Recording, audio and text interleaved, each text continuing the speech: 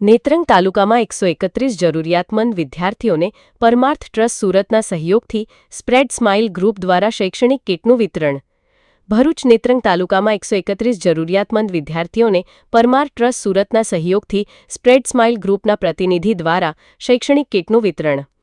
પરમાર્થ trust Surat દ્વારા મળેલ સહયોગનો સુવ્યવસ્થિત ઉપયોગ થાય અને દાન જરૂરિયાતમંદ વ્યક્તિને પહોંચે તે માટે સ્પ્રેડ સ્માઇલ ગ્રુપના પ્રતિનિધિ અને પ્રાથમિક શાળા કંબોડિયાના શિક્ષિકા હેતલબેન ચૌધરી દ્વારા તાલુકામાં અન્ય શિક્ષકોની મદદથી શાળા કક્ષાએ વિદ્યાર્થીઓના પરિવારની આર્થિક સ્થિતિ અંગે સર્વે કરી અનાથ તેમજ જરૂરિયાતમંદ 131 વિદ્યાર્થીઓને નોટબુક, થેલા અને સ્ટેશનરીનું વિતરણ કરવામાં આવ્યું હતું.